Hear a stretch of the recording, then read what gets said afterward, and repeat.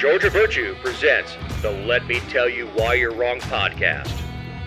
Thank you for downloading episode 335. This week, we have a horrible story out of Barrow County, a sad story from Paulding, hunting Hunter, Sky Pesos, Elon to the rescue, and what is old is new again, Russia, Russia, Russia. I'm Dave Roberts. With me is my partner in this endeavor, Commissioner-elect Ken Pullen. Yeah, it has been quite a week, hasn't it? Yeah. Last week was quite a week, I would say, since this comes out on Monday. Last week was, there was all kind of news. And what sucks is it was such a beautiful week. It was nice. I was actually in D.C. for a couple of days. I had a business trip up there. And I think I told you my wife's Facebook account got hacked, and I know I was on a business trip and had some friends hanging out, or I've got some friends at the Capitol and stopped by to see if they had any connections at Facebook. And lo and behold, they had direct numbers. So we were very fortunate to get our Facebook account back without just having to delete it and start over again. Literally took an act of Congress. It did, yes. And, nobody was, a couple of years ago when I went to the Capitol to visit my friends before, you had to have, when you went into the office building, somebody had to escort you in, come get you, escort you to the offices. It's wide open now. So when I went in on last Tuesday, I guess, you just went through security. I walked around for a little while. The congressmen are not in session until this week. And that's what I was telling you So our representatives in D.C. were off the entire month of August. They were off the first week in September. They're going to come back for 3 weeks in September, and then they're off for the entire month of October and part of the month in November. So for about 3.5 months, congressmen worked about 3 weeks, which I guess is good to a certain extent. It just means they can't screw us any. Micah Gravely once told me when I was talking with him being out of session, he goes, "Yes, the taxpayers of Georgia are once again safe." Yes, no doubt. Yes, so, but I would assume when they're back in session, they'll go back to being escorted to the individual office that I guess. I don't know. To. I think it's it used to be open more, and I think maybe that's what it is now. Maybe it's they've really opened it up so you can walk around. That's how it should be. I remember being there in '95, and you could just walk anywhere, knock on office doors. I think they've opened it back. Yeah, you'd walk up to your congressman's office, knock on the door, and say, "Hey," mine at the time was Matt Collins. You knock on the door and say, "Is Congressman Collins available?" or whatever. And obviously, it's a lot better to call ahead of time and say, "Hey, it was a school trip anyway." Yeah, so we told him we were going to be there, and he came out and met us and gave us a tour around and all that stuff. But yeah, you could take the tour of Congress and go to the Whispering Hall, where if you're on one end whispering, you could hear it on the other because of the shape of the dome. I hadn't been there before. No, I can't remember what it's called, but yeah, it's in one of the underground hallways or whatever. If you're whispering on one side of the hall of this room of this rotunda, that you can hear it on the other. Just the way the acoustics work in that. I don't think it was intentional, but apparently, if you wanted to hear what another congressperson was talking about back in the 1800s. Your aide would stand in this particular area and they could hear what the other person was talking about, how they're going to vote or what they're going to do. Very interesting.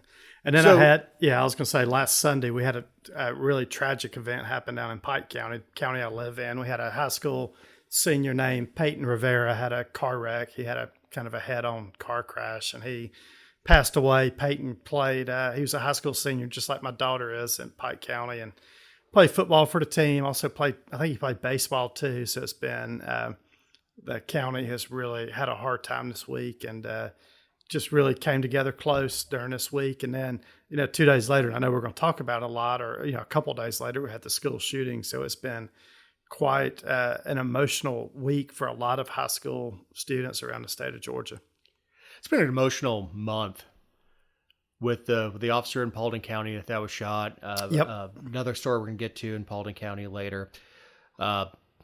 It's not as beautiful as it's been the last few weeks. It's been rough. Every time you open the computer and you see another story from, in your case in Pike County, in my case Paulding County. Yeah, this both news our was cases, all over. Yeah. In both cases, what happened up in northeast Georgia, up in Winder. Did go to the Georgia Tech football game last weekend, and I was walking down the sidewalk with my daughter, and we ran into Jeff Duncan. Jeff's who was our previous lieutenant governor in Georgia. I served 2 years with Jeff, but ran into Jeff and his wife and one of their sons. One of Jeff's sons plays football for Georgia Tech. So, not baseball. No, not baseball. But yeah, I thought Jeff. I was like, hey Jeff, how you doing? Talked to him for a few minutes. Left politics out of it. I think we've talked enough about that on the show, but it's always interesting seeing people out and about, walking around at football games. Yeah, as much as I say I'd go up to you, dumb SOB, but you know what? It's not the venue. That's no, not at all. You have to. I think you and I do a decent job of separating politics from normal life. I've got friends who are on every area of the spectrum. Spectrum, yeah, right. I mean, I've got people who are now wearing nicotine patches because of chemtrails, and the nicotine patch somehow makes you immune from whatever the chemtrails are. See, I hadn't heard that one before. Yeah, Jeff's a super guy, and we've talked about it before. He was one of the most conservative members of the House for 6 years before he ran for lieutenant governor. I think Trump's behavior when he lost to Biden, and I know people will probably get mad at me for saying Trump lost to Biden, but I think Trump's behavior in Georgia and how he's wanting everybody to overturn the election and the phone call and how he just went hardcore on Kemp and Duncan. Look, I get it. I mean, the lieutenant governor's upset. I think me and you both, I think you can be upset, but I think you don't have to endorse the other side. He has PTSD, political post-traumatic stress syndrom. Yep. So I don't think you have to go that far. Well, no, it's a political PTSD. Yeah, right. So he thought he was the next rising star. He was going to step into the 100% governor's office. Too. Yeah, he was the rising star. He was going to be a shoe-in to get reelection, and then he had his eye set on the mansion. Yep, as soon as Kemp went out, yeah, he would have been running for governor in next year, basically. And he feels personally that Trump stole that from him. Yep, but he didn't have to step down. I think Duncan would have been reelected pretty easy to lieutenant governor if he would have ran again. I mean, Raffensperger was reelected. Governor Kemp was reelected. No incumbents were not reelected at the state level. I mean, he's the one that chose not to run again. So we'll see. But anyway, we get early voting. Isn't that crazy? Starting. We're like 58 or 59 days away, probably 56 when the show drops from the election, and absentee ballots are already being mailed out in North Carolina. I think that's nuts. That ballots are. I mean, I'm a day of voter. I wish we had one day to vote and that was it. But I can't believe absentee ballots are being mailed out almost 2 months ahead of time. I don't believe in no-fault absentee ballot. No, I don't either. If I'm going to be out of district for whatever reason, whether I've got a planned trip, military deployment, hospitalization, something like that, absolutely. I know a lot of activists use early voting as a way of going ahead and casting their vote so they can wave signs and stuff at polling locations. I think I told you before, in 2000, I voted for Fred Thompson. I remember old Fred. I voted early. By the time the Georgia primary came around, Thompson was out, so my vote went down the toilet. Ultimately, I mean, first of all, I liked the hell out of Fred Thompson. Everybody did. I mean, he was a very charming guy. He was an actor. Yeah, the show he was on was really good. I can't remember the name at the moment. Was it Law and Order? Was that it, or some other show? I don't know if he's on Law and Order or not, but I know he was in Red October, Hunt for Red October, as the Admiral. Did a very good job in that. But anyway, I kind of felt cheated, and that kind of ruined me on it. I want every bit of information before I go to the polls. Now, there's all kind of stuff that can change over the next 2 months. I mean, we could we could go into recession before the November election. But how would you feel if there was an October surprise and you voted in September? Yeah, I mean, I don't. But at this point, what is the surprise? We know Donald Trump. We know Trump's character and what he's. And we know who Kamala is. I mean, we know Cammie, and nobody knows Walz. Well, I mean, yeah, he's an idiot. I mean, I even saw a thing this week where half of his family's endorsing President Trump, including his brother. That dude, he may have been a worse pick than J.D. Vance at the end of the day. He has turned out to be not a good pick for Harris. Oh, the liberals are saying that he is destroying the idea that masculine men can't be. I'm like, who said Walz is masculine? Oh, not at all. Yeah, he's as far from it.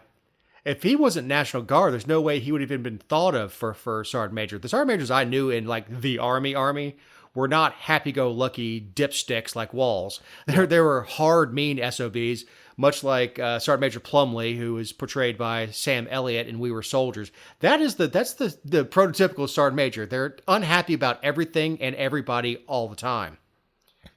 Yep. And then finally, before we get to the main show, that you saw that Trump's sentencing case got postponed until sometime after the election, November. So he was due to be sentenced for being found guilty of the hush money case up in New York. The judge last Friday, as we were recording the show, postponed that sentencing hearing. He had to. There are two things that happened on Friday that were very good for Trump. One, judges and independent judges or panels, the appeals court in North Carolina and Michigan said that they have to remove RFK from the ballot. And that's a huge win in two battleground states. They're still arguing the case in Wisconsin to remove RFK from the ballot. So Trump had a pretty good end of the week. Yeah, I mean, if you think that RFK Jr. was taking votes away from Trump, I don't think that's the case. But yeah, I guess if you think that, he had a good week. He thinks that, so he's fairly happy about it. Yep. All right, so let's get to the bad one. Appalachia High School shooting. This is in Barrow County. It's in Winder. Yeah, we're close to Athens. A little south west from Athens. Right. This is not far from Chateau Elan. That kind of corridor towards between 85 and 316 is where Winder and Jefferson and all that stuff are. So this kid, Colt Gray, 14 years old, weird looking kid. Yes, I would. Yeah, I think you can say that. Yeah, he's got orange hair with like brown roots. Yeah, and it's kind of long too. It's down to his shoulders. Yeah, it was way longer than my parents let me have my hair. I mean, if my hair couldn't touch my collar, I mean, this was back in the 80s and 90s when everybody had mullets. Mine wasn't allowed to touch my collar. And if I came home with an earring, my father said I'd have to wear a dress to school the next day, which apparently is not a bad thing now. Yep.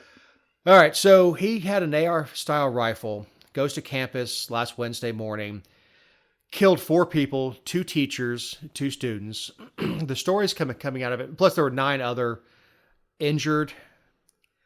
I think 2 were shot. The other 7 are probably reaction injuries. It was reaction injuries. Yep. Hey, look, that doesn't mean the kid's not responsible for those injuries. It just you have to separate people who are trampled from people who are shot just for to be factual.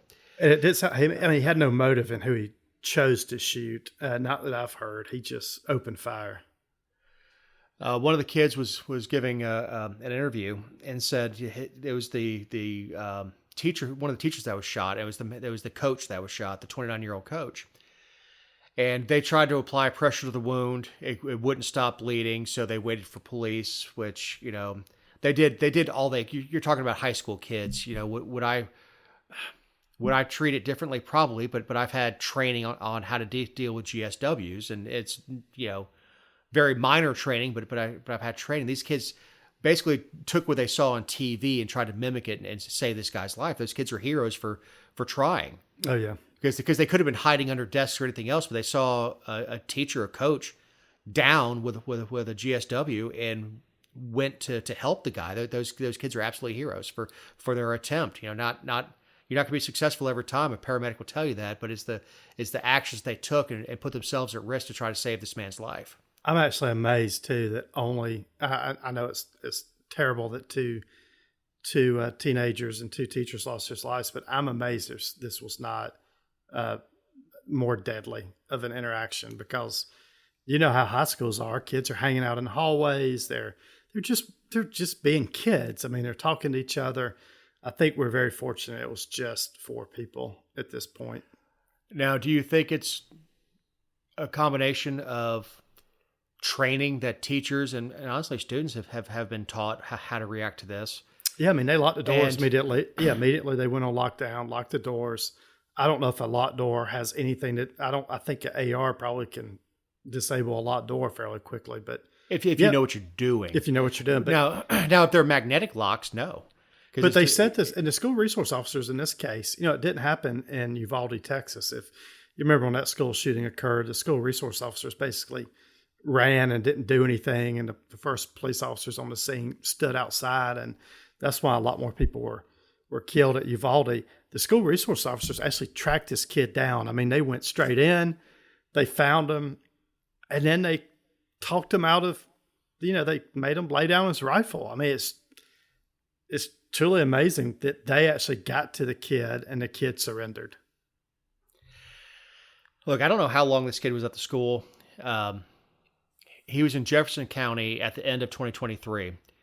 Now, keep in mind, the school year at the end of 2023 was 22-23, and we are now in 24-25. So I don't know. But he's a freshman, so I don't know if he did middle school in Jefferson County, if he knew any of the kids. But he's 14 years old, freshman. He had literally been in school for a month. Yep. Like, how do you get enough hate within a month? Other than driving behind somebody in traffic who's going below the speed limit in the left lane and want to shoot them. Yeah, but I don't think it was just this year, right? Because this kid made, he made threats online back in May of 2023. So it sounded allegedly. I mean, it sounds like this was building up. The FBI actually went to his house. That's what my understanding was. The FBI and the Jackson County Sheriff's Office went to this kid's house and interviewed him and his dad back in 2023. And his dad said that, we've got guns in the house, but Colt can't get to the guns. And they, could not substantiate the threats, and they closed the investigation. So they handed it off to the Jefferson County Sheriff is what they did. Right. And the Jefferson County Sheriff, she's on her way out, but I have not heard awesome things about her. Actually, what I've heard is the contrary. It's one of the reasons that she didn't run for re-election. When you consider sheriffs like in Paulding County, we're a similar county. We don't have an interstate, much like Jefferson County doesn't. Most of our sheriffs in recent past have died in office, and Gary Gullidge, who's retiring, he could have run. He could have kept that job as long as he wanted it. As long as he wanted to keep pulling the hours he's pulling. I was at a luncheon with him on Thursday, and he kind of made the joke that his wife is looking forward to having a meal with him without his phone ringing. He said he'll turn off his phone for at least one meal after he retires, so he can spend the time with his wife. But for most counties, we love our sheriffs. They're involved in the county, they're involved in the community. They're out front. They show up to things, and honestly, the people of Jefferson really did not like her, and they couldn't wait for her to leave. And there's another sheriff-elect that's coming up. I can't recall the guy's name. There's another sheriff coming in, and he's an experienced deputy and won the primary. And Jefferson is much like Paulding County. Is even if there is a Democrat, there isn't. Yep. So it sounds like this guy's dad, so we hadn't talked about him yet. Colin Gray was the dad's name. He was 54. It sounded like his mom was a degenerate, but the guy's dad, or the kid's dad, Colin Gray, he actually got charged with 4 counts of involuntary manslaughter, 2 counts of second-degree murder, and 8 counts of cruelty to children. So both of Colin and Colt were arraigned last Friday in court. It doesn't sound like Colt, he did not enter a plea during his first appearance in court, but it sounds like his dad's going down pretty hard too. Look, the mother's garbage. The mother is a drug addict. She has DUI. She's been in and out of jail. She's been jailed for domestic violence. She was abusive to both Colt and his father, apparently. Her sister came out and said what a piece of garbage Colt's mom is, but that she's going to do the best she can for her nephew. And while she tried to tiptoe, and to her credit, tried to tiptoe as best she could while recognizing the victims, and this is never acceptable, but also saying, this is my nephew. This is my flesh and blood. I'm related to him, and I'll do everything I can to help him, without saying that he should be charged as a juvenile or anything like that. She recognized the horrific nature of what occurred, but said she's not going to disown him, or basically just saying she's not going to disown him, that she's going to stand by him and all that stuff. And she admitted that her sister is a piece of crap. Yeah. Now, and you mentioned his age a little bit. So people may be wondering, under Georgia law, if you're a juvenile aged 13 to 17 who commits a crime like this, you're automatically tried as an adult. So there's no, like, should we try him as adult or should we not try him as adult? Like 13 to 17, you're automatically tried. So there's no, and this is in contrast to LA, where we had a 17-year-old shoot an NFL player in an attempted robbery, apparently. And he's being charged as a juvenile at 17 years old, which in Georgia we consider aggravated assault. In California, I believe it's attempted murder. And he's being charged as a juvenile, and he's way closer to being. Those 3 years are huge developmentally, between 17 and 14. That's why we don't allow 17s to sleep with 14-year-olds, because the 17-year-olds are much closer to being adults than 14, and 14-year-olds are a lot closer to being children. So the FBI shows up on their doorstep. He says the kid denies it. There's no hard evidence, but this has to go in the back of the father's mind. So either this past Christmas, I guess it would be this past Christmas anyway, because it would be Christmas 2023. Yeah, he gives his 14-year-old kid an AR-15. Now, on the face, I don't have a problem with buying a 14-year-old an AR-15. As a parent, it lives in the safe.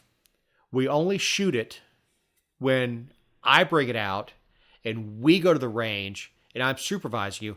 So the idea that a kid has a rifle or hunting rifle or sporting rifle does not offend me at all. I've got a buddy whose daughter from a young age was doing 3-gun competitions, and she's a hell of a shooter. So that by itself doesn't bother me. What bothers me is all the warning signs are friggin' there. Yeah. When the FBI shows up on your door, and 8 months later, you're buying him the implement he was accused of threatening to use on students at school, and then not to secure it. So I'm sure we're gonna hear more about. No, it sounded like his dad was a piece of crap too. Said he abused Colt really bad. So it sounds like he's a really bad guy too. But I'm amazed that the death penalty's not up. I guess I read that neither one of these guys is not applicable since 1993. I think is when Supreme Court came down. I think it was 03. Maybe a little later than that. Came down and said you cannot give the death sentence to minors. I'm amazed. Not that maybe you would never get 12 jurors because I guarantee you, when he goes to trial, he's not going to have long orange hair and look weird. They're going to cut his hair. They're going to put him, if they could put him in short pants and a jacket and tie like a schoolboy, they'll do that. They'll do everything to make him look young. But he'll sit in jail for the rest of his life. I hope so. Yeah, I mean, that's what's going to happen. But there's just no way 12 jurors are going to sentence a 14-year-old to death. It's just not going to happen. But this kid could live till he's 90 years old, so he's going to be in the system for 60, 70, 80 years. Maybe. Unless he goes to Smith State. Yeah, man, unless something else happens. But yeah, I thought, I didn't realize, I forgot about the minor stuff with the death penalty. Hell, I would give it to his dad. His dad's as much at fault for this as the kid is. So I'd have no problem with his dad. Well, yeah, his father had the testicular fortitude to sit there and cry in court. The kid gave no emotion. He just sat down. The Judge told him he can get the death penalty. He leaves. Then the judge calls him back in and says, "No, you won't be facing the death penalty." So initially, the judge said you could be facing the death penalty. Then the judge called him back in and clarified, due to your age, you're not going to be facing the death penalty. Yep. So we had a Paulding County man is charged with murder in the second degree in Paulding County. And the details on this are a little sketchy. This is a 4-year-old girl that got a hold of her 20-year-old brother's gun. I assume a pistol, because 4-year-olds just don't have. Yeah, I think it was a pistol. Yep. I don't know what pistol it was. I can almost guarantee you that it was loaded, because I don't know that a 4-year-old would have the hand strength to rack a slide. I mean, it could have been loaded. I mean, it could have been a 1911, and the trigger could have been back. I mean, who knows? Right. So I'm thinking Glock, 1911, something like that. That's and look, you're supposed to carry a 1911 with the hammer back and safety on. But when you come in the house, you take care of that. If you have a kid in the house, you take care. You take it either you lock it up. Even at 4 years old, putting it out of their reach, that starts to get problematic because they've already learned to climb. If they can get cookies off the counter, they can get a pistol off a shelf. Yep. So he is charged with second-degree murder. I don't know if it's going to stay there, if it doesn't go to involuntary manslaughter, be a felony with a suspended sentence, and he'll be a felon for the rest of his life, never be allowed to own a gun again. I feel for the parents here because in this case, they've lost 2 children. Yeah, and the boy, like you said, was 20 years old. But yeah, I don't know. I mean, if you're negligent and you cause some type of murder like this, I mean, what is the penalty, right? What should you go to jail and spend a lot of time in jail? I would probably vote yes on that if you're that negligent. And that's what I have not heard, nor have I asked anybody. Yep. It would be wholly, even if I got told on the side what happened, I couldn't say it here. It's a horrible situation. We had a situation a few years ago. This actually was the godson of a friend of mine who got a hold of a pistol and ended up killing himself. And it was again a little kid, 3-4 years old. But they didn't charge the parents because they weren't negligent in this particular case. And it came down to how are you going to punish the parents any more than losing their child? There is no more punishment. Almost throwing them in jail absolves them of it emotionally, that they're paying the price for it. The guilt that has to go along with that is crushing. And I can't even imagine. Henson, no relation that I know of to the Paulding County Hensons, which include the mayor of Hiram and the incoming sheriff. So no relation that I've seen is being held without bond. Yep, sad story. It really is, and the 4-year-old obviously didn't know what the hell she was doing. The 20-year-old obviously had not been taught proper respect for firearms. I mean, it's one thing to go and punch holes in paper, but you have to understand the destructive nature. And when the call came in, apparently it was a 911 call. The child had fallen and is unresponsive. And then the EMS shows up and there's a bullet through her head. So I think that led to it. Were they trying to hide the fact that she was shot? Did they not hear the shot? It's possible. If she popped herself with a 22, I was gonna say 10-22, unlikely there, but like a Browning gold trigger, something like that, a little 22, it would kill an adult going through the skull, but even a little kid, if it hit her in the head, they may not have seen the entry wound or something like that, and thought that she just fell, and they see blood. That's but again, I'm hypothesizing because we have no idea what actually happened, and we won't know until the investigation is complete and they start moving forward with trial.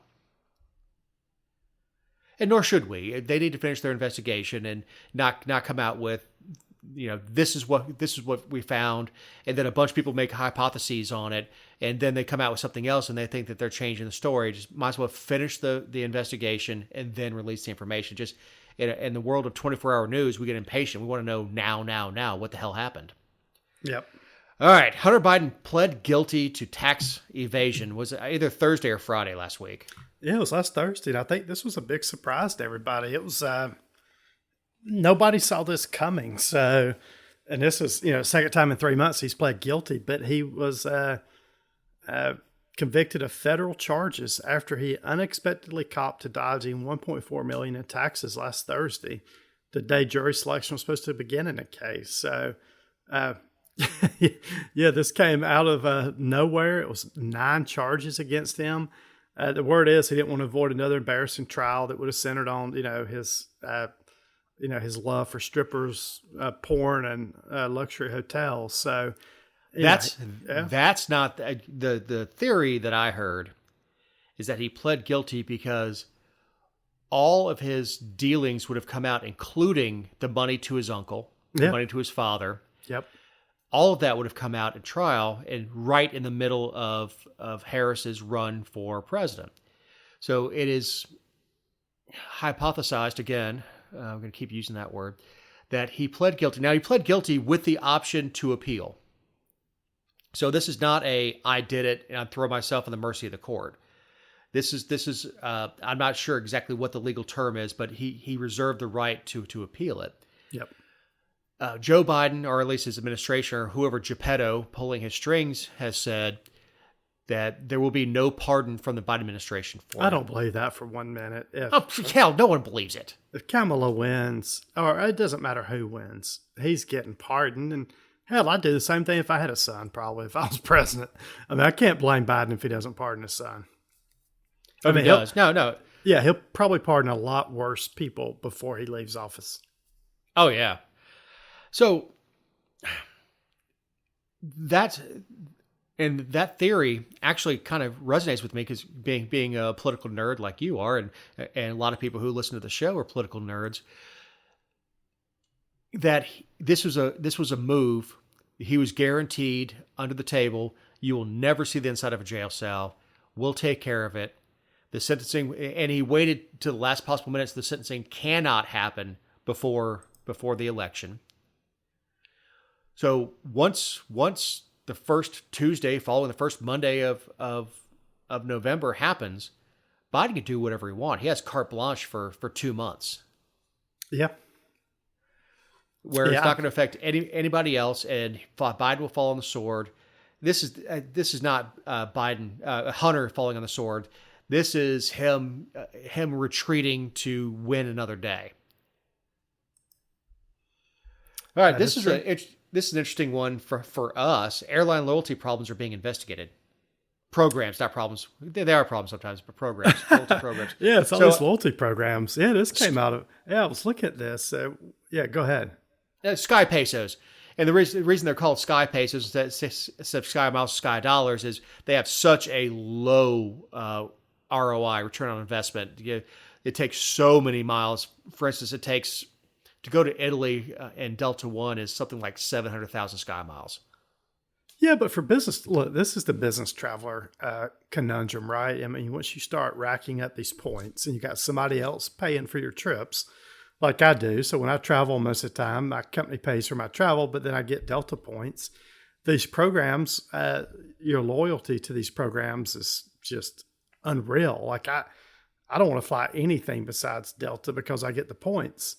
And look, I think, what are they? I mean, if I got 50,000 points, I consider that $500 basically in spend. So I think the government, now, look, I don't think the government should be investigating a private business over their own airline loyalty programs. That's where I really go. Only if there's fraud. Yeah, if there's fraud, which I don't think there is. But they're looking at this to say, how are consumers impacted by the valuation of the earned rebates? Is there any kind of hidden or dynamic pricing? Are there extra fees? Is there reduced competition and choice as part of these loyalty programs? So Yeah, I mean, honestly, 100% there's reduced competition because I don't fly anything but Delta. I wouldn't. I'm not flying United or Southwest because of the points program. So it's not reduced competition. The competition is still there, but it does keep you grounded to one particular brand, and it's the same way in the hotel industry. Well, they also have status match between airlines. So if you're platinum diamond with Delta year after year after year, and say you move to Charlotte, which is American's hub, well, American will match your status for the first year until you start earning it. What they're looking at is Sky Miles are most often accumulated through use of credit cards, Yeah. which in my case, in most people's cases with Delta, is Amex. We have 3 Amexes in my household. I have one, my wife has one, and the company has one. We're sitting on, I think, 1.1 million Sky Miles right now. Jeez, that's a lot. Well, but we're gonna, we use them on things like going to Greece. We have a trip coming up to Hawaii next year, hopefully, and we want to do Italy, and those types of trips eat a lot of Sky Miles. Yeah, they do. But that's what we save them for. We don't use them for going to, like we went to Detroit a couple weeks ago, or flew into Buffalo to go to Niagara Falls 2 months ago now. Time is flying this year, brother.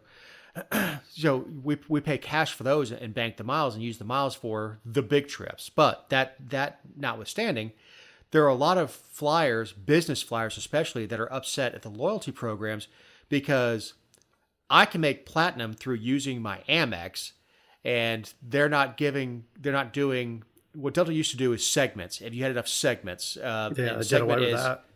yeah. If I'm flying to Reno, I have to connect through LAX like I did a couple years ago. That is 2 segments each way. So that's 4 segments for one flight out there. So if you had enough segments, it would bump you up in priority. And obviously, platinums get upgrades before gold does, and diamonds get it, and million milers get upgrades. So a lot of business travelers are upset with the changes in the SkyMiles programs specific to Delta, and being us both being Delta brats for one, both being in the Atlanta area. Delta tends to be, when you think airline, the first thing that pops to my head being Atlanta is Delta. I've flown American. I've years ago when I was going to Aruba with Wife 1.0, we flew American because Delta didn't go to Aruba, and I'll still do that if American has a direct route and Delta does not. I mean, I'll fly American. I just won't like it. I like going to the Sky Club. I like being able to walk onto the flight whenever I want. As soon as they open boarding, I can walk on the flight whenever I want to. Yeah, I like that because I've built that loyalty with Delta. Yep. All right. Speaking of loyalty, Trump vows to hire Elon Musk. Yeah, I know. If he gets elected in November, he said he was going to, and this was last Thursday, Trump had a speech up in New York, but this is where he kind of laid out his new economic plans last week. But he said he was going to create this new government efficiency commission. And he said Elon Musk has agreed to lead if President Trump is elected in November. So this is sort of, Elon and Trump had this get together on X a couple of weeks ago. They had a conversation on X, and this was, Elon said it. So Elon said, if you win, I'd love to be in charge of going in, looking at the federal government and making recommendations for drastic reforms. So Trump says, hey, let's do it. If I win, I'm putting you in charge of this. You know what? Elon is an innovator. Now, do I think he's as much of a genius as other people say he is? No, I don't think he's a genius in the clinical sense.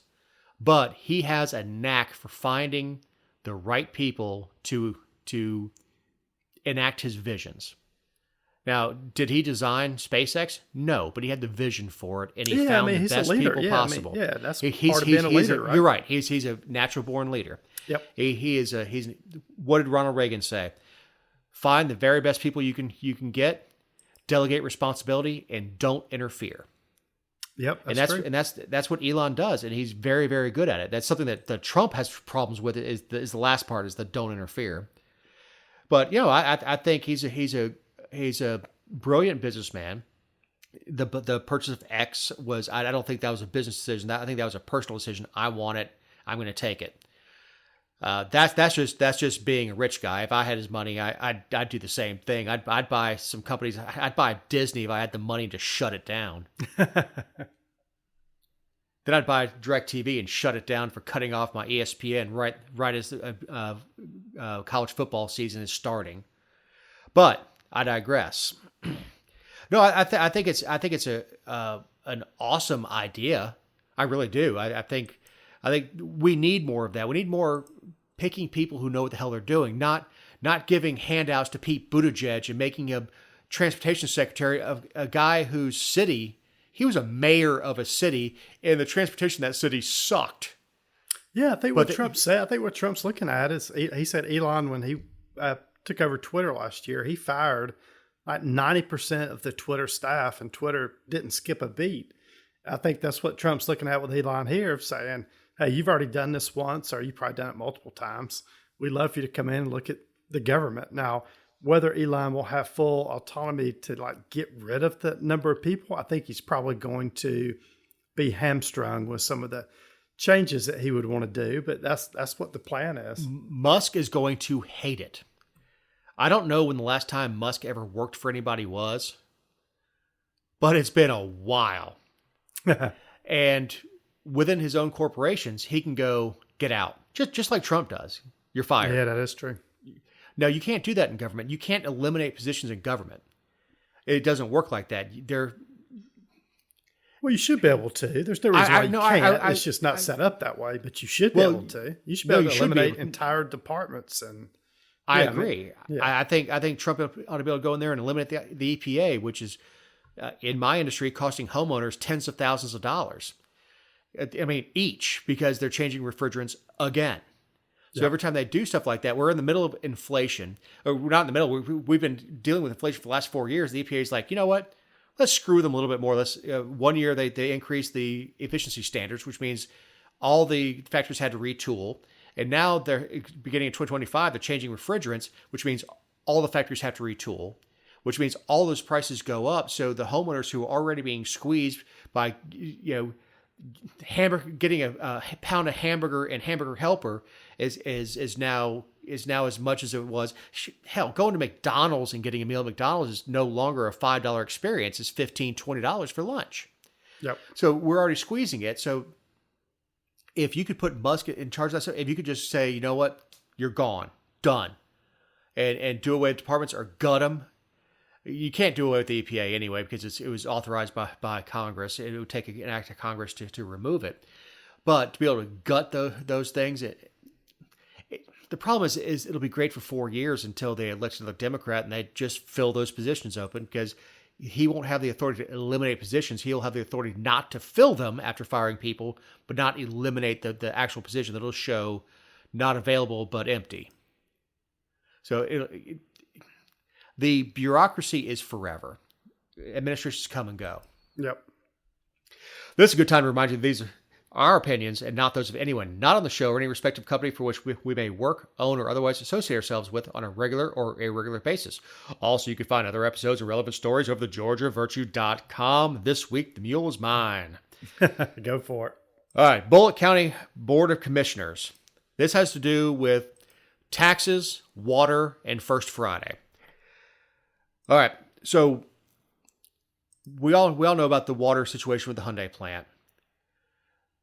The Bullitt County Board of Commissioners was wanting to raise taxes. So this Bullock Action Committee was founded by Lawton Stack.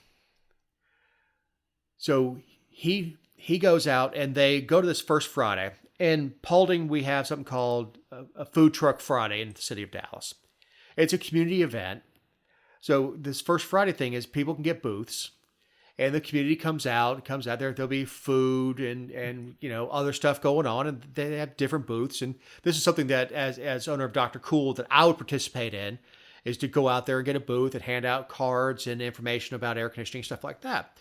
Well, this Bullock Action Committee went out and got a booth. And they put signage out about these commissioners that were raising their taxes and giving away their water. They didn't like that.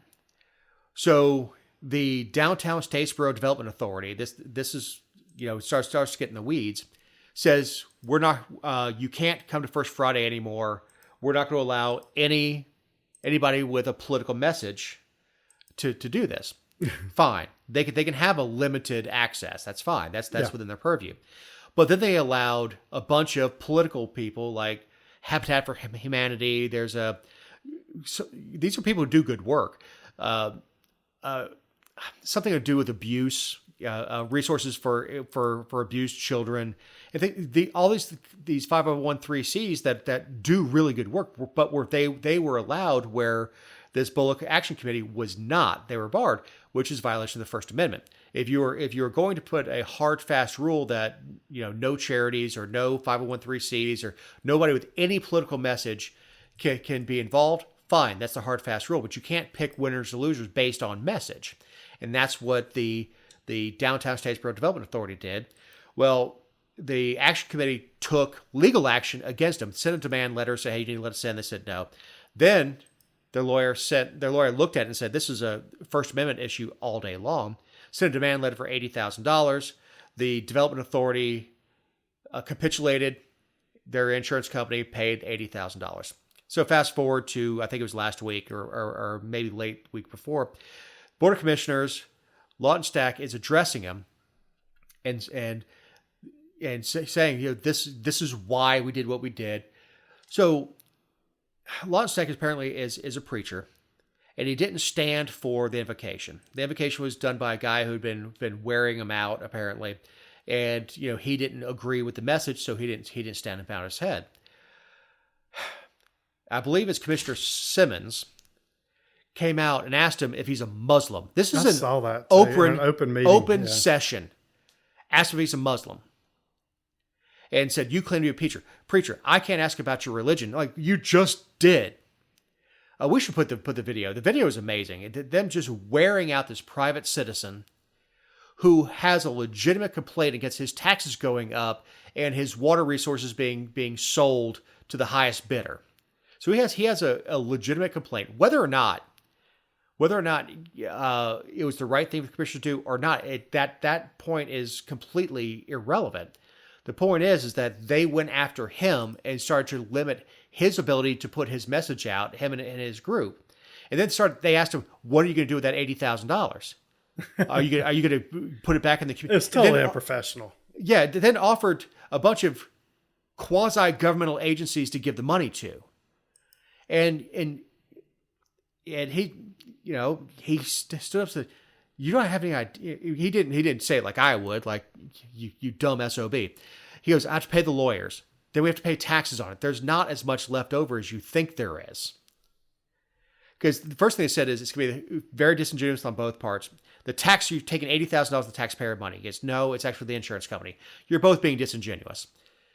No, it was not directly from the taxpayers. Yes, the insurance paid it, but the insurance will increase its premiums based on claims, just like if you crash your car, your insurance premiums go up. The insurance premiums for the city will go up, for the development board will go up because of this action, because the insurance company had to pay out.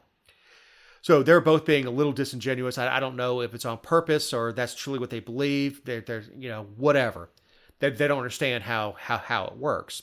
But the whole line of questioning was inappropriate, and they each took their turn at him as they went up and down the table to wear him out because they didn't like being called out in the public. And I know this is exactly how you're going to handle things when you're on the other side of the table, is start chewing out citizens for questioning your authority. Yeah, I'm probably not going to do that. You're going to avoid that one? Yep. All right, let's get back to photocopying 2020 in Russia.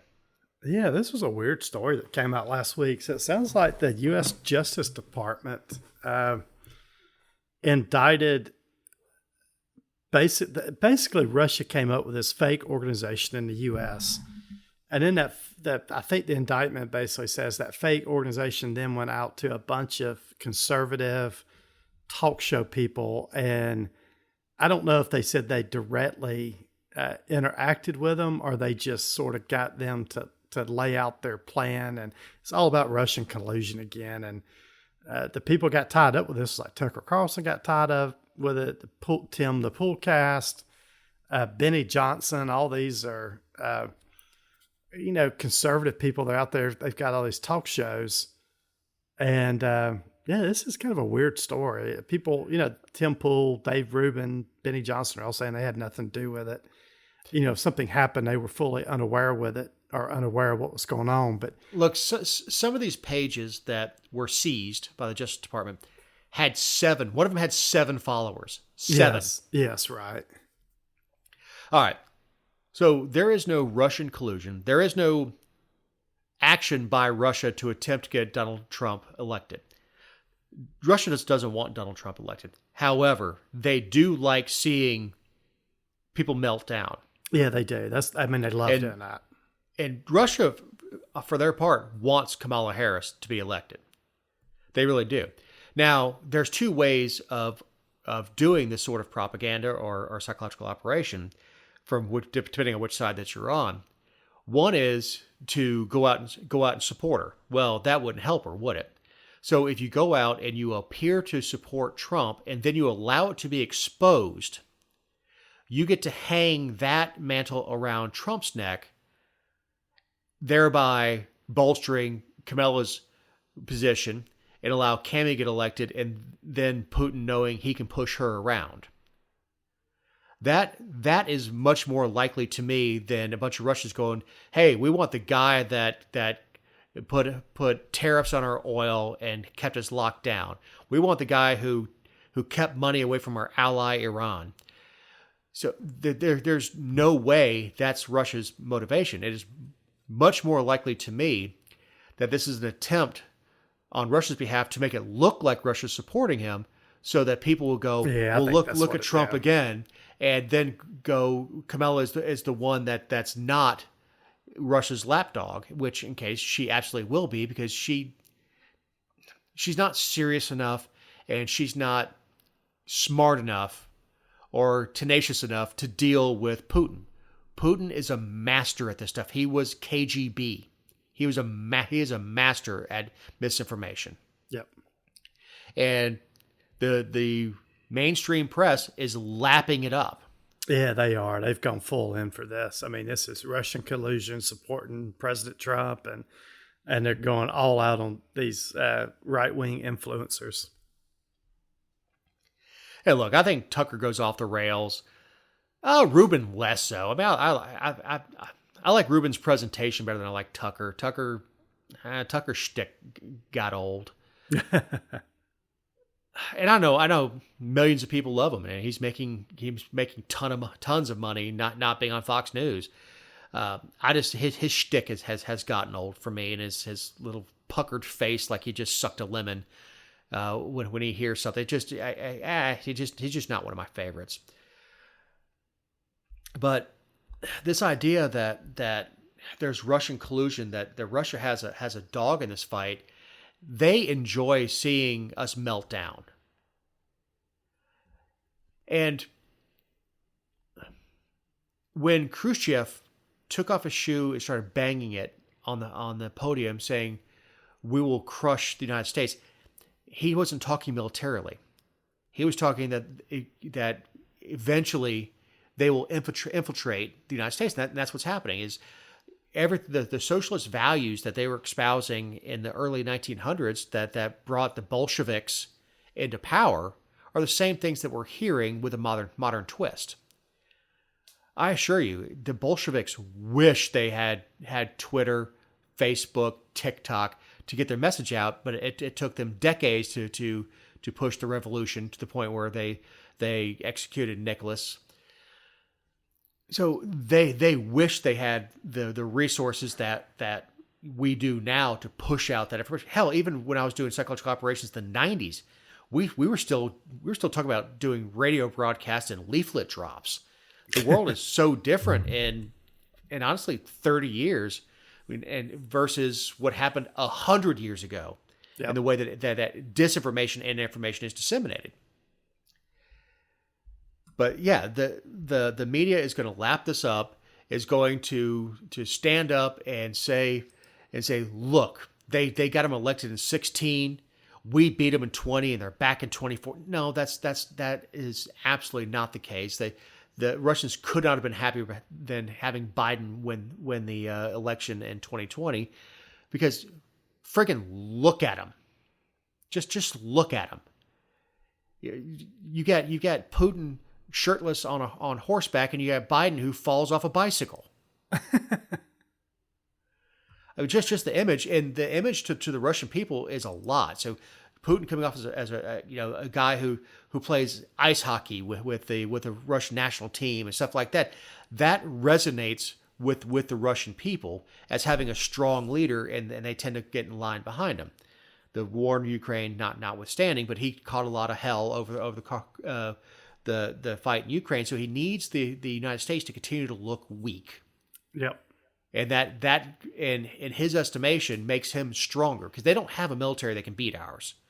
Not until the Harris administration really gets a chance to gut what's left of our military. The Russians can't beat us in an all out traditional fighting war. They just can't. I mean, look, you got a small nation like Ukraine; they're holding them off. Can you imagine what 6 million rednecks with hunting rifles could do if they tried to evade? I know. All right, Kenneth, as we're starting to wind down, do you have any closing thoughts? Oh, goodness. I guess when the show drops, the first debate will be on Tuesday night. So I can't wait to see how that happens and works out next Tuesday. I think Trump's got to have a good debate. If Kamala looks like she's got it all together and she doesn't say some real stupid things, I think this is her election to lose. I think Trump really, really needs a good debate next Tuesday night. Well, from what I said last week, yes, they are cutting the mics off. There will be no crowd, which I don't understand. There will be no crowd. And the bar is so low for Cammie right now after Biden that if she puts two coherent sentences together, they're going to say how brilliant she is, how wonderful Biden was for stepping aside, how this next generation's coming in and she's brilliant. The bar is so low. I mean, it's amazing that that's what they're going to compare her debate to, is how she did, or how Biden did against Trump. It won't be, in comparison to what she did against Pence, or what she did for that matter against Biden. And look, I saw Tyrus the other night say if she goes to the racist well again, all Trump has to go is, well, you called Joe Biden the same thing, so if that's what gets you elected, I'll take it. Yeah, it'll be interesting. I can't wait to see what happens on Tuesday night. I don't like to watch the debates, but I'm definitely watching this one. Yeah. I mean, I will. I'm gonna have to watch it. I'll tape it, and when, because Connie has no desire, so I'll end up watching it at midnight or something like that when she's laying in bed. So this weekend, or this past weekend, will be Tom Brady will take to the booth. This will be very interesting because he is a very knowledgeable guy when it comes to football. Who's he going to be broadcasting? You know which games? I can't remember. I know it's the 4:30 game that's going to be on Fox. But again, this will be, by the time the show drops, it will have happened yesterday. But yeah, he's going to get the premier games. He will drive numbers. People love him. People hate him. Women adore him. So he will pull in the numbers. I think he was a good get for Fox. I think he will do a very good job of explaining things if he doesn't get too technical, because he's got 20-something years experience as an NFL quarterback. So he's going to have to dumb things down. I hate to say that, but dumb things down for people who don't sit in the film room every Monday and don't study, this formation, that formation. Explain what happens and, why the quarterback didn't throw to that guy that we all say is open, and why that guy wasn't hit, and where he was in the progressions and things like that. It's going to be very interesting for those who are football nerds. So political and sports nerds. There you go. It goes hand in hand. So I want to give a big thank you to Eric Cumby, our editor, to my part of this endeavor, Ken Poland. I'm Dave Roberts. Have a great week.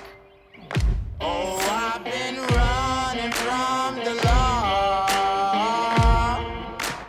Hope they won't shoot me down soon.